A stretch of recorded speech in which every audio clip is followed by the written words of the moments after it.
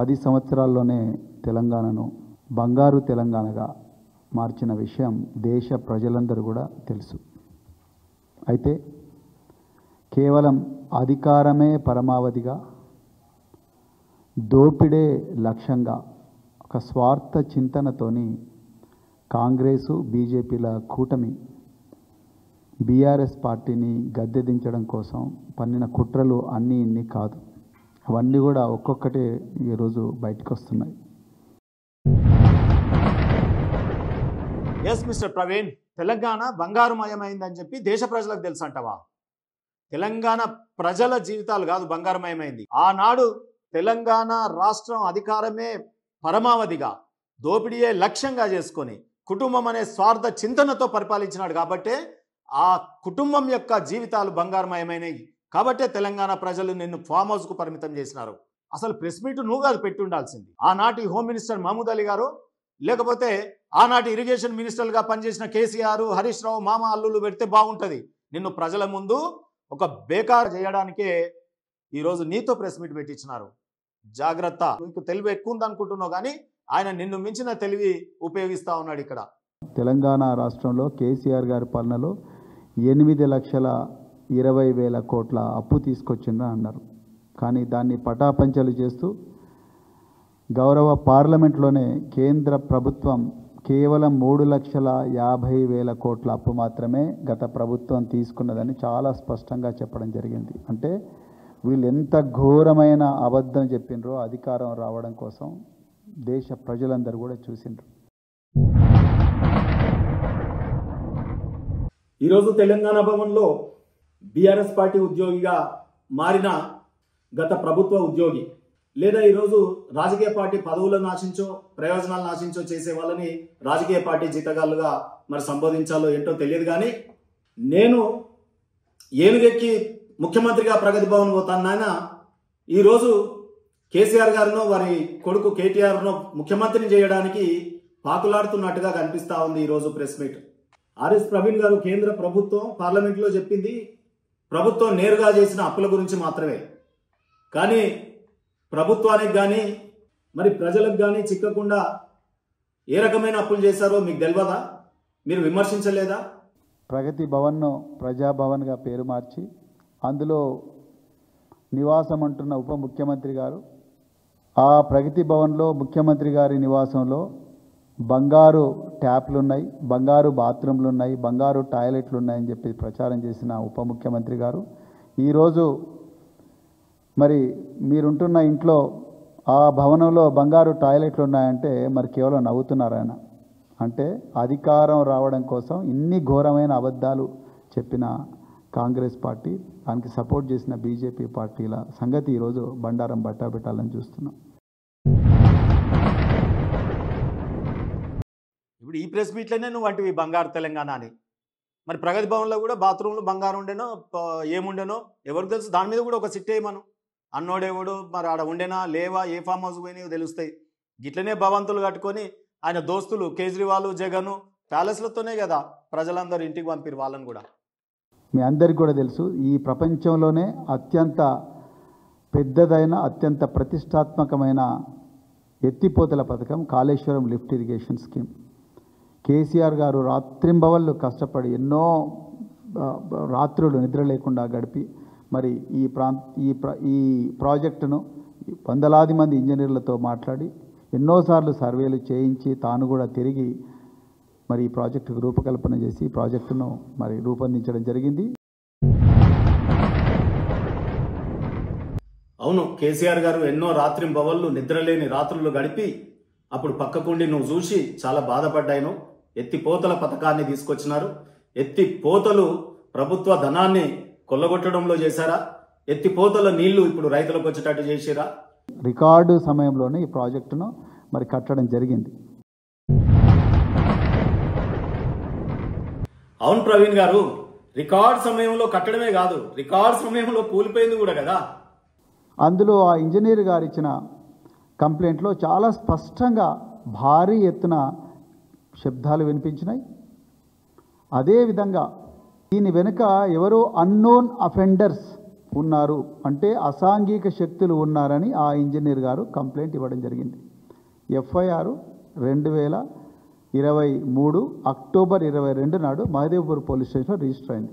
అప్పటి నుండి ఇప్పటి వరకు ఆ కేసు మీద ఎలాంటి పరిశోధన లేదు. మరి నిజంగా డ్యాము కుంగిపోతే పేలుళ్ల శబ్దాలు రావు. మీరు ప్రపంచంలో నేనంతా ఇదంతా రీసెర్చ్ చేసి వచ్చే మాట్లాడుతున్న మిత్రులారా, నేనేదో అభాండాలు వేయడానికి బీజేపీ కాంగ్రెస్ మీద అభాండాలు వేయడానికి రాలేదు. అయ్యా ప్రవీణ్ గారు, 21 అక్టోబరు 2023 నాడు పెద్ద శబ్దాలు వస్తే ఇంజనీరు గారు తెల్లారి మరునాడు 22 తారీఖు నాడు అక్టోబర్ 2023 నాడు అంటే ఒక 24 గంటల తర్వాత 48 గంటల తర్వాత కంప్లైంట్ ఇచ్చినాడు.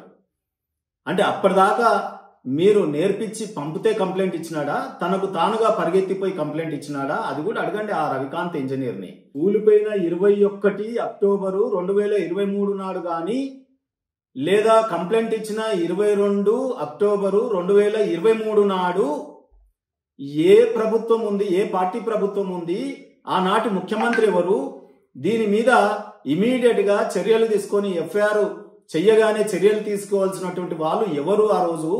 ఆ రోజు మేమున్నామా బీజేపీ వాళ్ళం? అంటే కేసీఆర్ గారిని బీఆర్ఎస్ పార్టీని బదనాం చేయడానికి ఎంత ఘోరమైన స్థాయికైనా ఆనాడు అధికారం కోసం అర్రులు జాచిన మరి కాంగ్రెసులు బీజేపీలు దిగజారింది అనేది చెప్పడానికి నేను ప్రయత్నం చేస్తున్నాను. అయ్యా ఆర్ఎస్ ప్రవీణ్ గారు, ఏంటి ఆనాడు అధికారానికి అర్రులు జాచిన బీజేపీయా? ఆనాడు అధికారానికి అర్రులు జాసింది బిఎస్పీ ప్రవీణ్ కదా, బీఆర్ఎస్ ప్రవీణ్ కాదు. ఏమన్నావు ఆ రోజు? ఏనుగెక్కి ప్రగతి భవన్ పోతా అని అది దిగేసి ఇలా కారెక్కి తెలంగాణ భవన్కు పోయి ఈ కారు కూతలు కూస్తున్నావా మా బీజేపీ మీద? ఇంత తొందరగా మర్చిపోయినావా ఆ రోజు మాటలు? ఏంటంటే ఇప్పుడు అనేక మంది ఇంజనీర్లతోని రిసర్చ్ చేసి వచ్చి నేను ఈరోజు కాళేశ్వరం మీద మాట్లాడుతున్నా. అంటే ఆ రోజు ఏమి రిసర్చ్ చేయకుండా ఎవరిని తెలియకుండానే కేసీఆర్ గారిని కాళేశ్వరం మీద నువ్వు అన్న మాటలు మర్చిపోతారా ప్రజలు? అసలు ఈ crime number 174/2023 of Mahadevpur police station under sections PDP act కింద ఐపీసీ కింద ఏవైతే కేసు బుక్ అయిందో అందులో ఆ ఇంజనీర్ రాసిన పేలుళ్ళు, అదేవిధంగా అసాంఘిక శక్తులు ఎవరైతున్నారో వాళ్ళ మీద ఎందుకు ఇంతవరకు చర్య తీసుకోలేదు? మరి ఒక నేరము, పేలుళ్ళ శబ్దం వినిపించింది, అసాంఘిక శక్తులని ఫిర్యాదుదారు చెప్పినప్పుడు అర్జెంటుగా పోలీసు వాళ్ళు ఏం చేయాలి? అయ్యా బీఆర్ఎస్ ప్రవీణ్ గారు, మీరు గతంలో ఐపీఎస్, ఈ రోజు వరకు మీరు ఎటువంటి పదవిని ఇంకా అనుభవించలేదు. కేసీఆర్ గారి దగ్గర హోమ్ మినిస్టర్గా చేసినటువంటి హోమ్ మినిస్టర్ గారి ప్రెస్ మీట్ పెట్టొచ్చుగా. ఇదే ఎఫ్ఐఆర్ మీరు చెప్తున్న సెక్షన్స్ యాక్ట్లు అన్ని కూడా వారితోని ప్రెస్ మీట్ పెట్టియొచ్చు కదా. ఈరోజు కేసీఆర్ గారు మిమ్మల్ని ఎందుకు ఒక రాజకీయ పార్టీకి ఉద్యోగిగా మార్చుకొని నీతో ప్రెస్ మీట్ పెట్టిస్తున్నారు? అంటే ఇంత పెద్ద ఐపీఎస్ నువ్వు చదువుకున్నది ఈ దేశానికి ఉపయోగపడడానికేమో రాజీనామా చేసేసినావు. ఇప్పుడేమో బీఆర్ఎస్ పార్టీని ఉపయోగపడడానికి ఆ కేసీఆర్ని కేటీఆర్ని ముఖ్యమంత్రిని చేయడానికి, దాంట్లో ఆ పార్టీకి కావాలంటూ ఒక ఉద్యోగిగా మారి ఒక ఎంపీకో ఎమ్మెల్యేకో ఆ ఉద్యోగం సంపాదించడానికి గిన్ని మాటల బీజేపీ పార్టీ కేంద్రాన్ని, ఆ నేర స్థలాన్ని మొత్తం కూడా సీజ్ చేయాలి. సీజ్ చేసిన తర్వాత అక్కడ మరి పేలుళ్ళు అన్న తర్వాత అక్కడ ఎక్స్ప్లోజన్ ఉంటుంది. ఆ ఎక్స్ప్లోజన్ ఎందుకు వచ్చింది? దానికి ఏమైనా జిలెటిన్ స్టిక్స్ పెట్టినరా ఎవరైనా? కంట్రోల్డ్ ఎక్స్ప్లోజన్, బిల్డింగులు కూలగొట్టడానికి చిన్న చిన్న డిటనేటర్స్ జిలెటిన్ స్టిక్స్ పెట్టి కంట్రోల్డ్ ఎక్స్ప్లోజన్ ఎవరైనా చేసినరా? చేస్తే అక్కడ ఉండే earth samples, dog squad, bomb detection squad, clues team ఇవన్నీ కూడా నేర స్థలానికి పోవాలి. ఇవేవి అక్కడ జరగలేదు. పోలీస్ తెలివి చూపిస్తా ఉన్నారు మీరు. నేను చెప్తా ఉన్నాను అడ్వకేట్ గా, ఆ రోజు బాంబు స్క్వాడ్ ఇమీడియట్ గా వెళ్లాల్సింది. అవును, ఆ రోజు శాంపిల్స్ తీయాల్సింది. ఆ రోజు డాగ్ స్క్వాడ్ ఇమీడియట్ గా వెళ్ళాలి.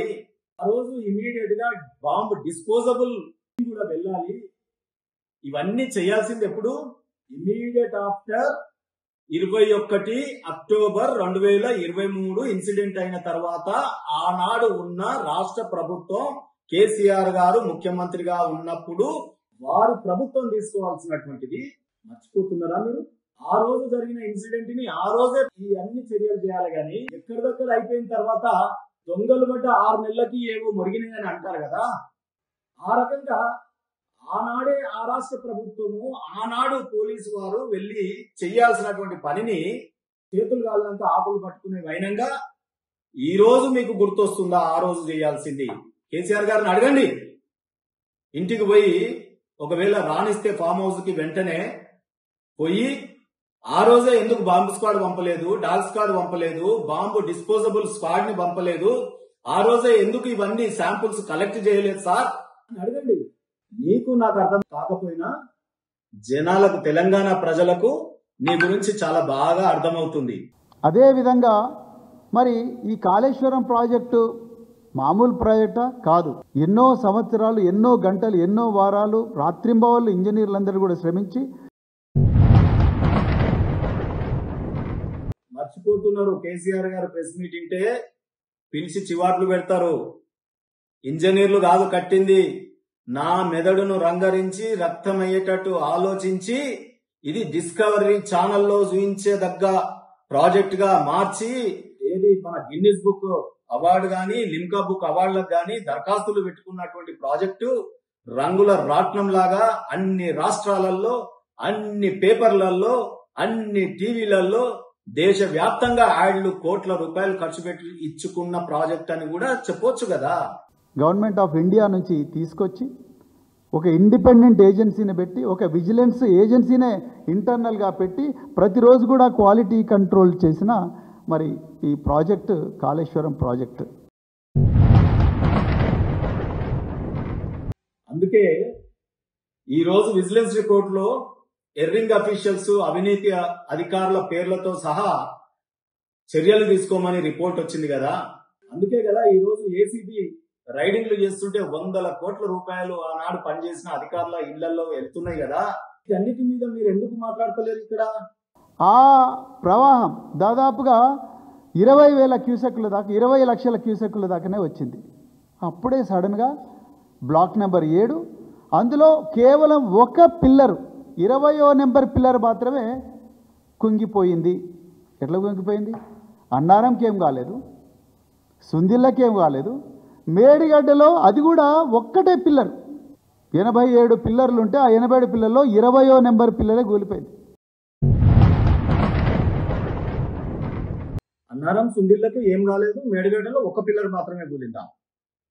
అన్నారంలో వరదలు వస్తే ఆ వరదలు వచ్చే వాటర్ లెవెల్ కంటే తక్కువ ఎత్తులో మోటార్లు పెట్టినందుకు మోటార్లు మునిగిపోయినాయి కదా కన్నెపల్లిలో. సుందిళ్ళలో ఇప్పటికీ సుడిగుండాలు వస్తున్నాయి కదా. మేడిగడ్డలో ఒక్క పిల్లరా? మళ్ళీ ఒకసారి పోయి చూసి రావచ్చు కదా ఎన్ని పిల్లర్లు మునిగినాయో.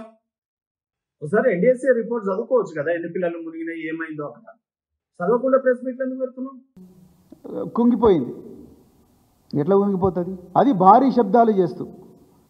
ఈ యాంగిల్లో ఎవ్వరు కూడా ఆలోచించడం లేదు.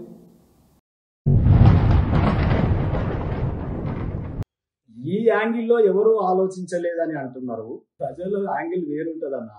ప్రజల యాంగిల్ మీరు బీఎస్పీ పార్టీ నుండి పోటీ చేస్తే ఏ యాంగిల్లో ఆలోచించారు? మీరు ప్రగతి భవన్ కి ఏనుగు ఎక్కి పోయి ముఖ్యమంత్రి అవుతా అన్నప్పుడు మీ యాంగిల్ ఏముండే? ఈరోజు కాళేశ్వరం కూలిపోయిన తర్వాత ప్రజల యొక్క ఆలోచన యాంగిల్ అర్థం కాదులే అన్న రాజకీయ నాయకులకి.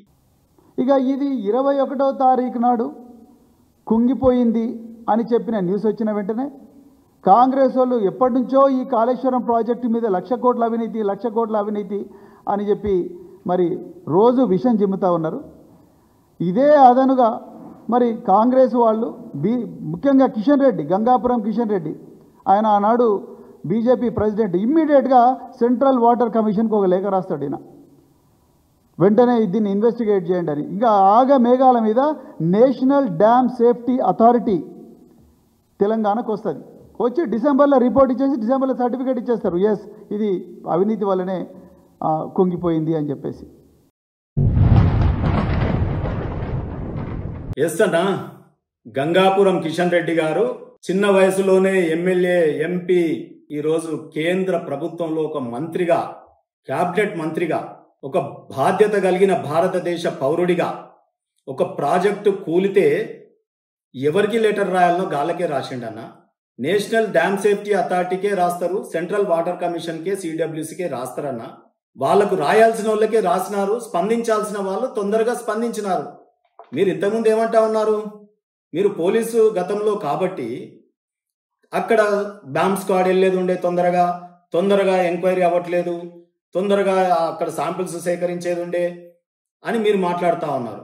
మరి అదే తొందర ఇక్కడ డ్యామ్ సేఫ్టీ అథారిటీ వాళ్ళు మరి కూలిపోయినప్పుడు ఇమీడియట్గా వచ్చి తొందరగా రిపోర్ట్ ఇస్తే మీకు తప్పైందా? అంటే ఇంజనీర్లు తొందరగా, డ్యామ్ సేఫ్టీ అథారిటీస్ తొందరగా రిపోర్ట్లు ఇవ్వద్దు, తొందరగా బాధ్యత కలిగిన ఒక కేంద్ర మంత్రి స్పందించకూడదు, కానీ అక్కడ మాత్రం మీరు కోరుకున్న పోలీసు వాళ్ళు ఏమో తొందరగా స్పందించలేదని మాత్రం అక్కడ చెప్తారు. వారేవా, ఏంటి ప్రవీణ్ అన్న, చదువుకున్న రాజకీయ నాయకులం కదా. ఇదే జూన్ నెలలో ఉత్తరాఖండ్ రాష్ట్రంలో తియస్తా ప్రాజెక్టులో వచ్చిన భారీ వరదల వల్ల మొత్తం డ్యామ్ కొట్టుకొని పోతుంది. ఇంతవరకు కూడా నేషనల్ డ్యామ్ సేఫ్టీ అథారిటీ అక్కడ పోలే. ఎందుకు పోలే? అక్కడ బీజేపీ ప్రభుత్వం ఉంది. అయితే అక్కడ తీస్తా నది మీద కూలినాయి కాబట్టి ఇక్కడ కూడా కూలితే తప్పేం లేదు అని మీరు జస్టిఫికేషన్ ఇచ్చుకుంటున్నారా? అందుకొరకే పోలేదు. ఇక్కడనేమో బీఆర్ఎస్ ప్రభుత్వం ఉంది, వీళ్ళని బదనామం చేయాలి, వీళ్ళని గద్దెదించాలి, అంటే ఏమన్నా చేయాలి, కుట్రలు చేయాలి. అందుకొరకు నేషనల్ డ్యామ్ సేఫ్టీ అథారిటీ వెంటనే వచ్చింది. వచ్చి వీళ్ళని report, national dam safety authority report మొత్తం చూసిన ఎక్కడ కూడా ఆ ఇంజనీరు మాట్లాడిన పేలుళ్ళు కానీ అసాంఘిక శక్తుల గురించి నేషనల్ డ్యామ్ సేఫ్టీ అథారిటీ ఏమీ మాట్లాడతలేదు. ఎంతసేపు పునాది కింది నుంచి శాండ్ కరిగిపోయింది, శాండ్ కరిగిపోయినందుకే కూలిపోయింది అని చెప్తున్నారు. వెంటనే వీళ్ళకి తెలంగాణ పేరుకు ఒక కొత్త భాష ఇచ్చారు, వీళ్ళు కాళేశ్వరం కాదు కూలేశ్వరం అని. రామ నేషనల్ డ్యామ్ సేఫ్టీ అథారిటీలో మాక్సిమం సివిల్ ఇంజనీర్లే ఉంటారన్న. వారి భాషలో డ్యాము ఏ రకంగా కుంగిపోయిందనే ఇస్తారు, క్వాలిటీ గురించే చెప్తారు. ఈ బాంబు పేలిళ్ళు, ఇటువంటి మీరు చెప్తున్నటువంటి ఏదైతే సాంఘిక శక్తులు, ఇవన్నీ చేయాల్సింది ఆనాటి కూలిపోయినప్పుడు ఉన్న కేసీఆర్ గారి ప్రభుత్వంలోని పోలీసులన్నా. ఇదే సమయంలో ఉక్రెయిన్ రష్యా మధ్యలో జరుగుతున్న యుద్ధంలో భాగంగా కకోవ్కా అనే ఒక డ్యామ్ను, 50 సంవత్సరాల డ్యామ్ను దుండగులు కంట్రోల్డ్ ఎక్స్ప్లోజన్తో పేల్చేసారు. 100 మంది చచ్చిపోయారు. రష్యా ఉక్రెయిన్ మీద అబాండాలు వేస్తుంది, ఉక్రెయిన్ వచ్చేసి రష్యా పేల్చేసిందని చెప్తున్నది. 100 మంది చచ్చిపోయారు ఆ డ్యాము పేల్చేయడంతో. 50 సంవత్సరాల డ్యామ్, నిప్రో రివర్ మీద కట్టిన డ్యామ్ అది. ఇప్పటి వరకు కూడా ఎట్లా పేల్చేసిందో తెలియదు, కానీ పేల్చేసిందని ఎక్స్పర్ట్ చెప్తున్నారు.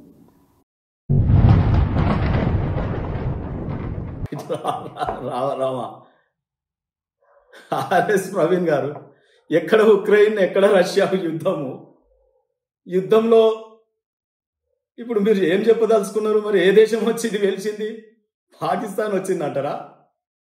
పాకిస్తాన్ వస్తే ఇస్తే అక్కడ కాశ్మీర్లో మన సింధు నది జలాల మీద, ఒప్పందాల మీద మనం ఇప్పుడు ఏదన్నా అడ్డం వేస్తే వాళ్ళు అక్కడ ఏమైనా బాంబులు వేస్తారో వేయరో తెలియదు. కానీ ఇప్పుడు ఆ ధైర్యం కూడా లేదు. అక్కడ మోడీ గారు ఉన్నారు. మరి ఇక్కడ కేసీఆర్ గారు ఉంటే ఎవరు బాంబులు పెట్టిర్రు? ఆ రోజు కేసీఆర్ గారే కదా ముఖ్యమంత్రి. మరి ఏ దేశం వాళ్ళు పెట్టిర్రు, ఏ రాష్ట్రం వాళ్ళు పెట్టిర్రు, ఏ అసాంఘిక శక్తులు పెట్టినాయో ఆ రోజు మరి ఎందుకు కనిపెట్టలేదు? మహదేవ్పూర్ పోలీసులు కానీ లేకపోతే భూపాలపల్లి పోలీసులు కానీ వెంటనే చేసిందాల్సిన తర్వాత అయినా ఆ పిల్లర్ల శాంపుల్స్, అక్కడ ఉండే భూమి శాంపుల్, అక్కడ మీటర్ రీడింగ్స్, డ్యామ్లో ఉండే రకరకాల ఇన్స్ట్రుమెంటేషన్ రీడింగ్స్, అదేవిధంగా సీస్మిక్ డేటా అంటే భూకంపం ఏమైనా ఒక మైల్డ్ తక్కువ తీవ్రత ఉన్న భూకంపం ఏమైనా వచ్చిందా అన్న డేటా. ఇప్పుడే బాంబుల మోత అంటివి కదా, మళ్ళా భూకంపము సిస్మలాజికల్ సర్వే అంటారు. ఏమి విచిత్రం ఇది, కలికాలమా? ఈ అసాంఘిక శక్తులు ఎవరై ఉండొచ్చు? రేవంత్ రెడ్డా, బండి సంజయ, లేకపోతే గంగాపురం కిషన్ రెడ్డా? వీళ్ళ మొబైల్ ఫోన్స్ ఏంటి? వీళ్ళ అనుచరుల మొబైల్ ఫోన్స్ ఏంటి? వీళ్ళ టవర్ లొకేషన్స్ ఎక్కడున్నాయి? అక్కడ ఎవరెవరి మొబైల్ ఫోన్స్ ఆపరేట్ చేసినా ఆ రోజు మొబైల్ ఫోన్ అంటే మరి మీకు 360 డిగ్రీస్ ఉంటాయి. 360 డిగ్రీస్లో 120 డిగ్రీస్ 120 డిగ్రీస్ 120 డిగ్రీస్ ఆ సెక్టర్లో ఎవరెవరి మేడిగడ్డ సెక్టర్లో ఎవరెవరి మొబైల్ ఫోన్స్ పనిచేసినాయి ఆ రోజు. నేటి బీఆర్ఎస్ పార్టీ ఇన్వెస్టిగేషన్ ఆఫీసర్ గారు గంగాపురం కిషన్ రెడ్డి గారు, బండి సంజయ్ గారు ఫోన్లు ఎక్కడున్నాయి, ఏ టవర్ కింద పనిచేస్తున్నాయి, అవన్నీ ఆల్రెడీ ఫోన్ ట్యాపింగ్ లో. మీరు కూడా ఏ ఊర్లో తిరుగుతున్నారు, ఏం మాట్లాడుతున్నారో కేసీఆర్ గారి ప్రభుత్వం సర్వేలెన్స్ లోనే ఉండే కదా, మీరు మాట్లాడిందే కదా. మనం ఇల్లు కడతాం, ఇల్లు కడితే ఇల్లులో బీమ్స్ ఉంటాయి, కాలమ్స్ ఉంటాయి. ఎలుకలు ఎన్నోసార్లు పొక్కలు పెడతాయి. పొక్కలు పెట్టినంత మాత్రాన గోడలు కూలిపోవు. పందికొక్కులు దవ్వుతే గోడలు కూలిపోవా? పిల్లర్లు బీములలో సరిగా సిమెంటు అన్ని కరెక్ట్ గా ప్రపోర్షనేట్ గా మిక్స్ చేయకపోతే కూలిపోవా? ఇక్కడ తిన్నది అవినీతి పందికొక్కులు కదా, కూల్తాయి. పిల్లర్లు కూల్తాయి, డ్యాములు కూల్తాయి, బరాజులు కూల్తాయి, ఫ్లైఓవర్లు కూల్తాయి. ఎప్పుడు పందికొక్కుల్లాగా మేసిన అవినీతి పరులు కడితే ఈ రకంగా జరుగుతాయి కదా. ఇలా నేషనల్ డ్యామ్ సేఫ్టీ అథారిటీ ఏదైతే పునాది కింద నుంచి పొక్కలు పడ్డాయి, పొక్కల మీద కింద ఉన్న శాండ్ అంతా కరిగిపోయింది, దానివల్లనే నీళ్లు పోయినాయి అంటున్నారు కదా. మరి ఇప్పుడు కూడా నీళ్లు పోతున్నాయి కాళేశ్వరం ప్రాజెక్టులో, మరి ఎందుకో ఏం అయితలేదు. సుందిల్ల అన్నారం అట్లే ఉన్నాయి, మేడిగడ్డ కూడా మరి అన్ని మీరు చెప్పిన థియరీ ప్రకారం అయితే ఇప్పుడు కూడా భయంకరంగా మరి వరద వస్తున్నది కదా.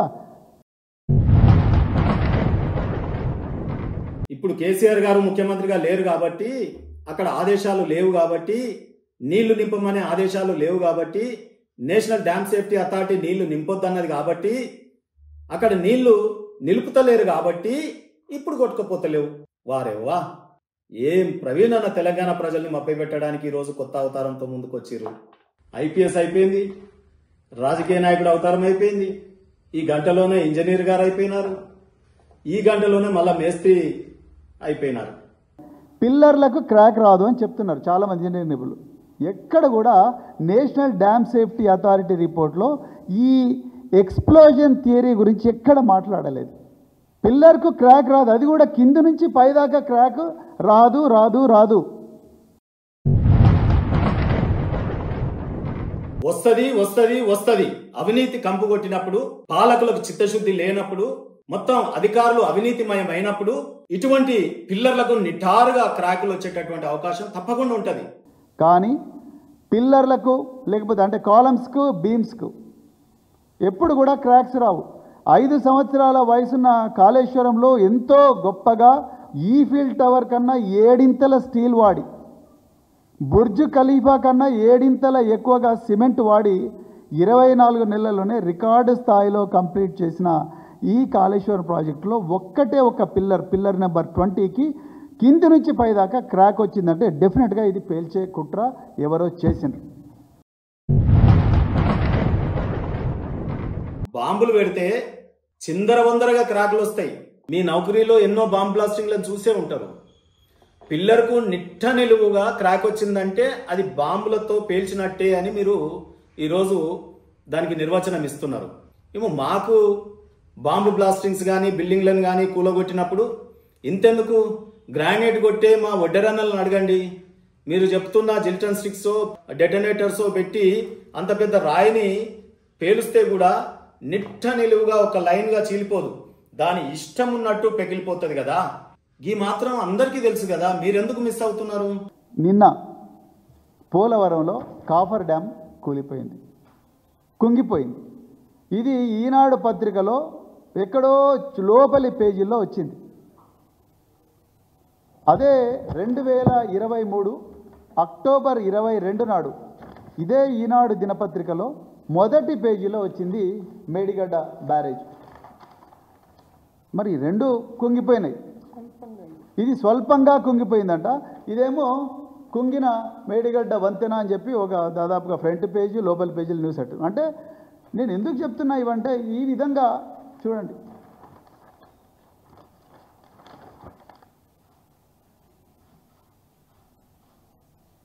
అంటే ప్రజలను తప్పుదోవ పట్టించి నిజాన్ని ప్రజలకు తెలవకుండా రామ్జీ నగర్ గ్యాంగ్ నేరస్తులు ఏ విధంగా అయితే అటెన్షన్ను డైవర్ట్ చేసి బ్యాంకుల ముందర ప్రజల దగ్గర నుంచి బంగారము వెండి డబ్బులు దోచుకొని పోతారో ఆ విధంగా ఈరోజు పీసీ ఘోష్ కమిషన్ అని, లేకపోతే ఇంకొక కమిషన్ అని, లేకపోతే ఇంకొక కేసు అని అక్రమ కేసులు పెట్టి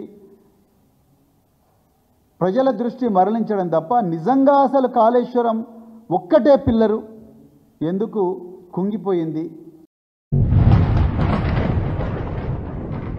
ఆయననేమో తెలంగాణ ఉద్యమకాలాన్ని కొట్టుకుంటే చేరితే కేసీఆర్ గారు ఒక దగ్గరనే వారికి అగనెస్ట్కున్నారో మరి కలిసి ఉన్నారో మీరు ఎప్పుడు కలుసుకుంటుండేనో ఏం తెలియదు ఎవరికి. కానీ కేసీఆర్ గారు ఆ రోజు తెలంగాణ ఉద్యమ కాలంలో 1000 నాగళ్ళు పెట్టిందంతా రామోజీ ఫిలిం సిటీలో అని చెప్పినారు. మరి అది గుర్తుకొచ్చి వారు మీ మీద నెగిటివ్ వార్తలేమో పెద్దగా వేసి ఆంధ్రాలో పోలవరం డ్యామ్ గురించి చిన్నగా వేసినారు. మరి ఇట్లా ఎందుకు చేస్తుంది సార్ అని అడుగు. అప్పట్లో జర్నలిస్టులను కానీ మీడియా సంస్థలు కానీ అట్టడుగున పాతాల లోకంలో పాతరేస్తా అని చెప్తే నేషనల్ మీడియా కూడా ఆ రోజు మీ కేసీఆర్ గారిని ఏ రకంగా ఏకినారో ఒకసారి సార్ దగ్గరికి పోయి తెలుసుకొని మీరు ఇవన్నీ మాట్లాడండి. ఈ రోజు మళ్ళా జర్నలిస్టులు అవసరం, పేపర్లు అవసరం, మీ వార్తలు పెద్దగా మా వార్తలు చిన్నగా, ఈ రకంగా మళ్ళా మాట్లాడుతున్నారా? కేసీఆర్ ప్రభుత్వాన్ని బదనాం చేయడం కోసం గోదావరి నది మీద కట్టిన ప్రతిష్టాత్మకమైన ప్రాజెక్టు, 1 కోటి ఎకరాలకు నీరిచ్చే ప్రాజెక్టు, హైదరాబాద్ నగరానికి మంచినీరిచ్చే ప్రాజెక్టు, భూగర్భ జలాలను పెంచే ప్రాజెక్టు, దేశంలోనే తెలంగాణ నెంబర్ 1గా చేసే ప్రాజెక్టు ఈ చూసి కళ్ళు కుట్టినాయి ప్రతిపక్ష పార్టీలకు, ఆనాటి ప్రతిపక్ష పార్టీలకు. ఆనాటి ప్రతిపక్ష నాయకులలో నువ్వు కూడా ఉన్నావు కదా, ఊరు తిట్టుకుంటా కేసీఆర్ కుటుంబాన్ని తిట్టినావు కదా. ఆనాడేమైంది ఈ ముచ్చట? దీని వెనక రేవంత్ రెడ్డి, కిషన్ రెడ్డి, బండి సంజయ్లు ఉన్నారా లేదా అనేది పోలీసుల్లో ఒక సిట్టేసి చేయాలి. సిట్టు అని గలవరిస్తున్నావు. మళ్ళీ మొన్నటి వరకేమో సిట్ ఎంక్వైరీలన్నీ తప్పన్నావు. మరి ఆనాటి ప్రతిపక్ష నాయకుడు కిషన్ రెడ్డి గారు, బండి సంజయ్ గారు, రేవంత్ రెడ్డి అంటే మరి ఆనాటి ప్రతిపక్ష నాయకుడిగా నువ్వు కూడా ఉన్నావు, నువ్వు కూడా తిట్టిపోసినావు కదా. నీ మీద కూడా ఇదే సిట్ ఎంక్వైరీ చేయాలి కదా. అంటే మీ ఇద్దరి మధ్యలో ఏదో క్విట్ ప్రో ఉంది. అసెంబ్లీలో జగదీశ్వర్ రెడ్డి గారు అనగానే కరెంటు మీద కమిషన్ పడుతుంది. ఈరోజు కాళేశ్వరం మీద కూడా సిట్ ఎంక్వైరీ చేయమని అడుగుతున్నావు. అంటే లోపాయికార ఒప్పందంలో క్విట్ ప్రోలో సిట్ అయితే ప్రభుత్వానికి సబార్డినేట్గా ఉంటారు, ఇన్ఫ్లుయెన్స్ చేయొచ్చు అని మనం ఆలోచిస్తున్నారా? నీకు దమ్ముంటే ఇప్పటికైనా నేను ఛాలెంజ్ చేస్తున్నా, సిబిఐ ఎంక్వైరీ చేయమని చెప్పు. సిబిఐ ఈడీఏలు అయితేనే మీ దుమ్ము దులుపుతారు, మీ నిజ బండారాలన్నీ బయటపడతాయి, ఆ ప్రజాధన దుర్వినియోగం అంతా మళ్ళీ ఖజానాకు తీసుకొచ్చే ఏర్పాటు జరుగుతుంది. అసలు జరగాల్సిందేంది? ఇంత ప్రతిష్టాత్మకమైన ప్రాజెక్టు, ప్రపంచంలోనే పెద్ద పేరున్న ప్రాజెక్టు, ఒక్కటే ఒక పిల్లర్ ఎందుకు కూలిపోయింది? ఇంజనీరు ఆ రోజు కంప్లైంట్ ఇచ్చినప్పుడు పేలుళ్ళు భారీగా వినిపించినాయి అని అన్నప్పుడు ఈ పేలుళ్ళ యాంగిల్ మీద ఎందుకు ఇన్వెస్టిగేట్ చేయలేదు? దీని మీద ఒక సిట్ వేయండి. మీరు చెప్పినట్టుగా బాంబులు పెట్టినందుకే నిట్ట నిలువుగా పిల్లర్ చీలిపోయింది అని అంటున్నారు కదా. బాంబులు పెట్టినందుకు ప్రాజెక్టు మొత్తం కూలుతుండేనా? ఇష్టం ఉన్నట్టు పగులు వస్తుండేనా? ఏ రూపంలో పగులుతుందో ఎవరికి తెలియదు బాంబులు పెడితే. కానీ ఈరోజు ప్రజలు తేలుస్తారు, అది బాంబులు పెడితే నిట్ట నిలువుగా చీరిందా లేదా బాంబులు పెడితే కూలకుండా ఎట్లా మూలిపోయిందా అనేది ప్రజలు రేపు తేలుస్తారు. మీ లెక్కలు కూడా క్యాబినెట్లో ఏం డిసైడ్ చేసిండ్రు? చాయ్ తాగినరా? బిస్కెట్లు తిన్నారా? ఏ గుడ్డే బిస్కెట్ తిన్నారా? బ్రిటానియా బిస్కెట్లు తిన్నారా? పార్లే బిస్కెట్ మర్చిపోయినట్టున్నావు అన్న. నువ్వు మంత్రి కాలేదు, నేను మంత్రి కాలేదు, అక్కడ గుడ్డే బిస్కెట్లు తింటారో పార్లే బిస్కెట్లు తింటారో. క్యాబినెట్ మీటింగ్ లో గతంలో కేసీఆర్ గారు ఏం అలవాటు చేశారో అవే రొటీన్ గా నడుస్తాయి. మరి ఆళ్ళ బిస్కెట్లు, మీరు బిస్కెట్లు, ప్రజలకు మరి ఈ రోజు ఏం బిస్కెట్లు పడతా ఉన్నాయో మీ ఇద్దరిని రేపు బిస్కెట్ అయిపోతారు మీరు ప్రజల చేతిలో. ఎంతో గొప్పగా ఈఫిల్ టవర్ కన్నా 7 ఇంతల స్టీల్ వాడి బుర్జ్ ఖలీఫా కన్నా 7 ఎక్కువగా సిమెంట్ వాడి 24 నెలల్లోనే రికార్డు స్థాయిలో కంప్లీట్ చేసిన ఈ కాళేశ్వరం ప్రాజెక్టులో ఒక్కటే ఒక పిల్లర్ నెంబర్ 20కి కింది నుంచి పైదాకా క్రాక్ వచ్చిందంటే డెఫినెట్గా ఇది పేల్చే కుట్ర ఎవరో చేసిండ్రు. ఇక్కడ దుబాయ్లో ఉన్న ఈఫిల్ టవర్ ఎందుకు, బుర్జ్ ఖలీఫా ఎందుకు? ఎంతసేపు అవే కనిపిస్తాయా మీకు? కూతవేటు దూరంలో ఉన్న మక్కా మసీదులో మట్టి లేదు, చార్మినార్లో రాయి లేదు. 100 సంవత్సరాలైంది కట్టి ఈ రోజు వరకు ఎంత సహీ సలామత్ ఉన్నాయి, వాటిని కంపేర్ చేసుకోవచ్చు కదా. అగో 7 సిమెంట్ ఎందుకు వాడాలి? ఇంజనీర్లు లేదా? లెక్క ప్రకారం వాడొద్దా? ఎక్కువ వాడితే ఘాట్ ఎక్కువై పలికిపోయినాయేమో. రేవంత్ రెడ్డి ఈరోజు ఆంధ్ర పాలకుల, ఆంధ్ర పెట్టుబడిదారుల ఏజెంట్. అందులో భాగంగానే ఇలా సీఎం రమేష్ 4th సిటీకి చీఫ్ కాంట్రాక్టర్గా 4,000 కోట్ల కాంట్రాక్టర్ తీసుకుంటాడు. మొన్న వాళ్ళ పార్టీ ఎమ్మెల్యేనే కోమటిరెడ్డి రాజగోపాల్ రెడ్డి గారు ఏమన్నారు? 20 మంది ఆంధ్ర పెట్టుబడిదారులు రేవంత్ రెడ్డి వెనకాల ఉన్నారు, వాళ్ళ ప్రతినిధిగా మాత్రమే ఇక్కడ ముఖ్యమంత్రి వ్యవహరిస్తూ ఉన్నాడు అని చెప్పేసి చాలా క్లియర్గా ఆయన చెప్పడం జరిగింది. ఇవాళ కాళేశ్వరం ప్రాజెక్టు, మరి ముఖ్యంగా మేడిగడ్డ బ్యారేజ్ ఏదైతే ఉన్నదో ఆ మేడిగడ్డ బ్యారేజ్ని ఇప్పటి వరకు కూడా రిపేర్ చేయడం లేదంటే ఆంధ్ర పాలకులకు, ఆంధ్రాలో ఉండే పెట్టుబడిదారులకు, వాళ్లకు మరి ఆయన గురుగా ఉన్న చంద్రబాబు నాయుడు గారికి వాళ్లకు లాభం చేకూర్చడం కోసమే, అదేవిధంగా పోలవరం, బనకచెర్లకు ఇంకా వాళ్ళ ప్రాజెక్టులు ఇంకా బలంగా తయారయ్యేందుకోసమే రేవంత్ రెడ్డి ఇక్కడ కూర్చొని వాళ్ళ ఏజెంట్గా మరి చేస్తూ ఉన్నాడు. ఆనాడు ప్రతిపక్షంలో ఉన్నప్పుడు కూడా కాళేశ్వరం కూల్చేసే కుట్రలు ఈ కాంగ్రెస్, బీజేపీలు చేసినాయి. ప్రవీణ్ గారు జాగ్రత్త, జూబ్లీస్ ఎన్నికలు వస్తున్నాయి. నిన్ననే కేటీఆర్ గారు ఆంధ్ర ప్రజలకి కాలుకు ముళ్ళు గుచ్చుకోకుండా, మరి ముళ్ళు గుచ్చుకున్న పంటితో తీసే విధంగా మేము ఉన్నాం కాబట్టే, ఆంధ్ర వారికి మేము చాలా బాగా చూసుకున్నాం కాబట్టే జూబ్లీహిల్స్ లో గాని హైదరాబాద్ లో గాని మమ్మల్ని గెలిపించారని చెప్తా ఉన్నాడు. మళ్ళా పిలిచి మిమ్మల్ని మందలించగల, మళ్ళీ ఎందుకు ఆంధ్ర తెలంగాణ అని మాట్లాడుతున్నారు? మీ టైంలో కాంట్రాక్టర్ల ఒరిజిన్ ఎక్కడో తెలుసా మీకు? కాళేశ్వరం కాంట్రాక్టు, యాదగిరిగుట్ట కాంట్రాక్టు, అమరవీరుల స్తూపం కాంట్రాక్టు, సెక్రటరియట్ కాంట్రాక్టులు, ఇవన్నీ కూడా ఏ ప్రాంతం వారికి ఇచ్చిరో ప్రజలకు తెలియదా? ప్రజలు ఆల్రెడీ తీర్పిచ్చిరన్నా వీటన్నిటి మీద. మళ్ళీ మీరు ఆంధ్ర తెలంగాణ అని మాట్లాడితే మొన్న ఎమ్మెల్సీ ఎన్నికలలో బీజేపీ వచ్చినట్టుగా ఈ రోజు జూబ్లీహిల్స్ లో కూడా బీజేపీ వశమైపోతుంది. జూబ్లీహిల్స్ ఎమ్మెల్యే కూడా గల్లంత అయిపోతుంది మీకు సీటు, బీజేపీ విజయబావుట ఎగిరేస్తుంది. ఇప్పుడు మా కిషన్ రెడ్డి గారు, చంద్రబాబు నాయుడు, బీజేపీ వీటిని కలవరించే బదులు భారతీయ రాష్ట్ర సమితి కదా మీది, నేషనల్ పార్టీ కదా, రాయండి దాని మీద. పోలవరం మీద కూడా మీ BRS party national president KCR గారిని ఒక లెటర్ రాయమనండి. ఎవరు వద్దంటారు? ఇప్పటి వరకు కూడా crime number 174/2023 of Mahadevpur police station ఇప్పటి వరకు కూడా ఒక్క పేపర్ మాత్రమే ఉన్నది.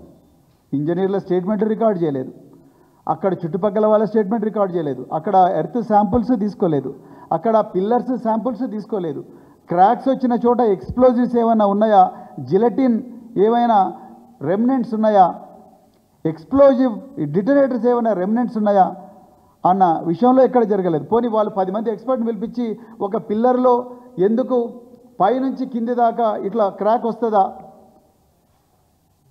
అనే దాని మీద కూడా ఎక్కడ కూడా పోలీసు వాళ్ళు ఏమీ చేయలేదు. అట్లా పేపర్ పెట్టి తప్పకుండా మేము అధికారంలో వచ్చిన తర్వాత ఇవన్నీ కూడా మళ్ళీ తప్పకుండా దీని మీద రివర్స్ ఇన్వెస్టిగేషన్ తప్పకుండా చేస్తాం. తప్పకుండా చేద్దువు గాని నువ్వు అధికారంలోకి వచ్చినప్పుడు కదా.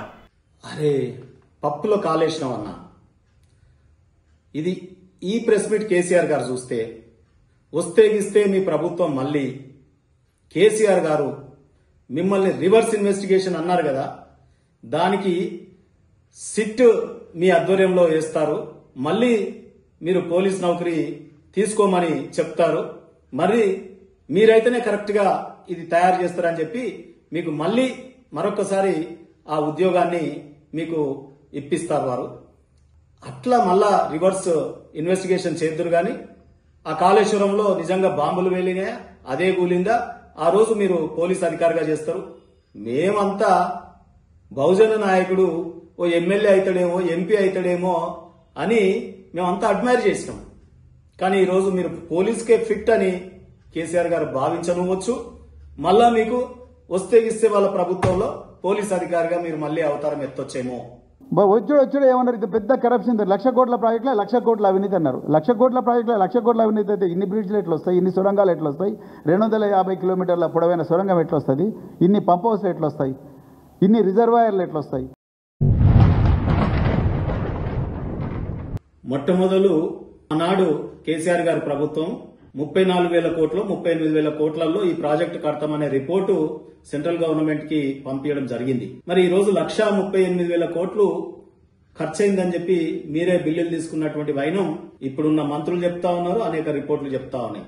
అయితే నేను అనుకుంటా ఆ 38,000తోనే గట్టిరేమో, మిగతా 1,00,000 కోట్లు అవినీతిమయమైనేమో రేపు మరి తేల్చాలి ఈ రాష్ట్ర ప్రభుత్వం కూడా. ఈ అసాంఘిక శక్తులు ఎవరై ఉండొచ్చు? రేవంత్ రెడ్డా, బండి సంజయ, లేకపోతే గంగాపురం కిషన్ రెడ్డా? వీళ్ళ మొబైల్ ఫోన్స్ ఏంటి? వీళ్ళ అనుచరుల మొబైల్ ఫోన్స్ ఏంటి? మీరు ఆషామాషిగా అనుకుంటున్నారు. ఇదే కిషన్ రెడ్డి, బండి సంజయ్ గారు చిచ్చర పిడుగులై రేపు తెలంగాణ రాష్ట్ర ప్రభుత్వాన్ని ఏర్పాటు చేసి మీ మీద ఎంక్వైరీలు అయితాయా, మరి ఇంకెవరి మీద అయితాయా తేల్చుకుందాం. బీఆర్ఎస్ పార్టీ కేసీఆర్ గారు బీజేపీతో గోక్కొని గీక్కుంటే ఏం జరిగింది? ప్రజలు ఇంట్లో కూర్చోబెట్టినారు. మళ్ళీ మీరు గోక్కొని గీక్కునే ప్రయత్నం బీజేపీతో చేస్తే బీజేపీతో పెట్టుకోకండి. జై శ్రీరామ్.